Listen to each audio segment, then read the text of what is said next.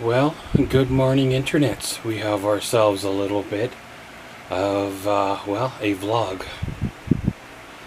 It's been a bit since I picked up a camera, but hey, that cycle's kind of par for the course. And yeah, welcome to our vlog. So, here we go.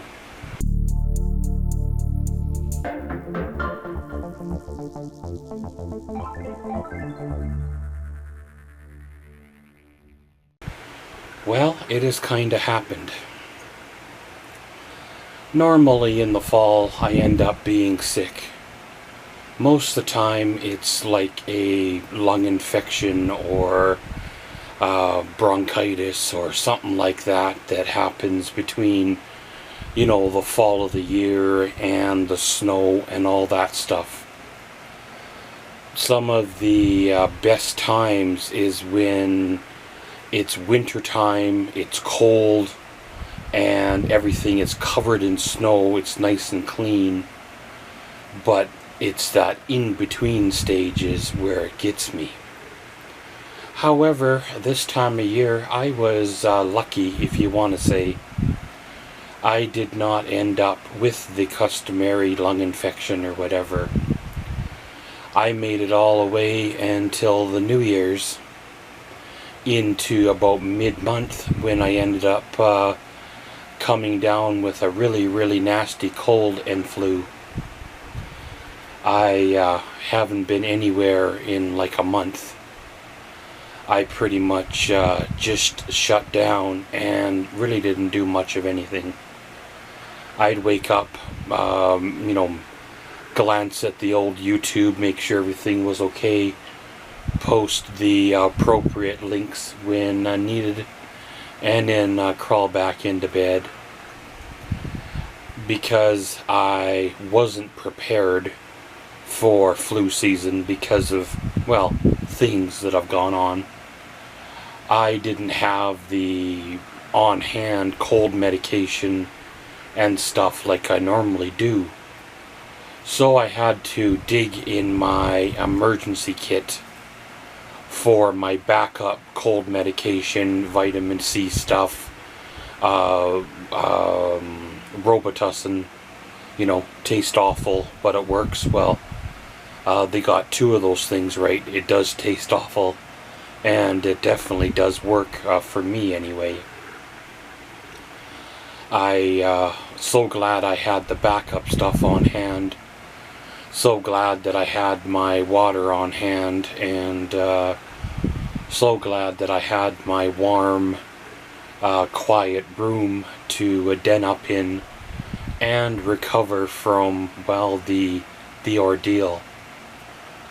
I don't know what a person would have done if they were on the road or in a situation where they didn't have a nice warm room to den up in. When you're sick and not feeling good, having to move the truck and trailer every day to a new location may be too much. Having to fill the generator up or so every 12 hours just to keep heat on in the trailer when it's minus 40 might be a little bit too much. So those may be plans or ideas to put on the back burner going forward for the future, to maybe have a plan B just in case that thing does happen, if I happen to be out on the road in the trailer. It's again sure nice. I watched a little bit of TV, a little bit of shows on streaming platforms, caught up on a couple of series that I hadn't seen since late 90s, early 2000s. It's kind of neat to reminisce about those old shows, and it's surprising how much stuff you remember from them old shows, as well as things you have forgotten over the years, because, obviously, right, you don't retain everything.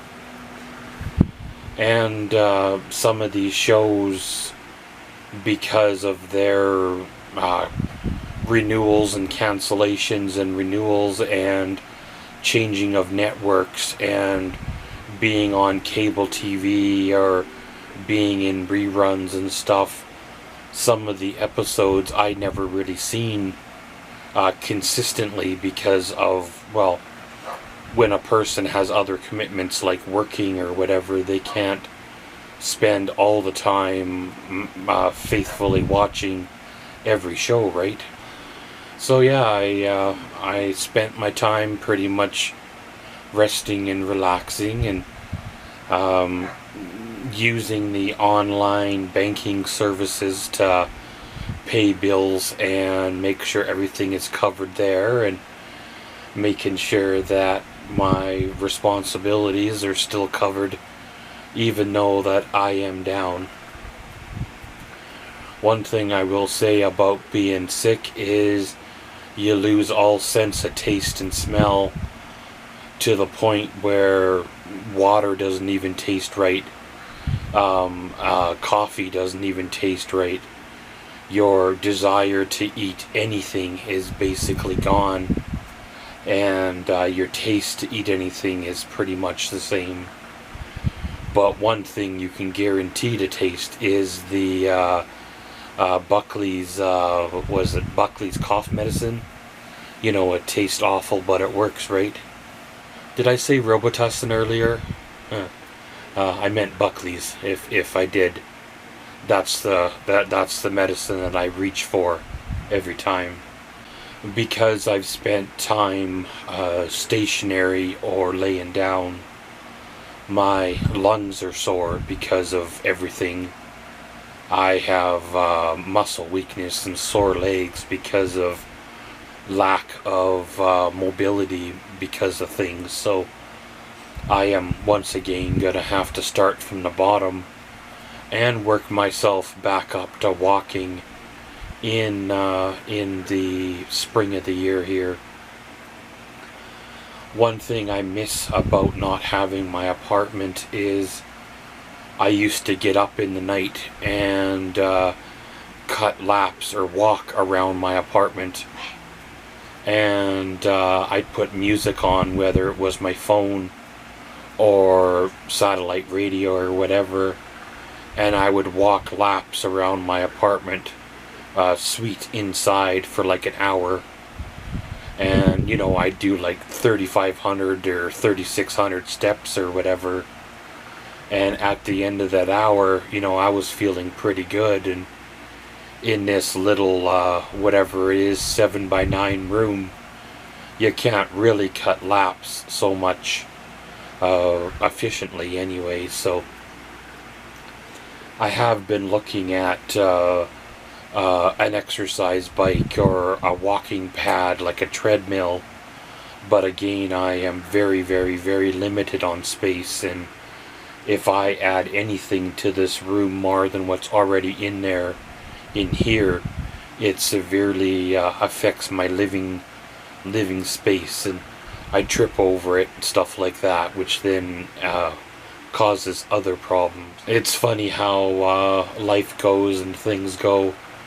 You have your plan in your head how you would like things to work out, however they don't 100% work in your favor.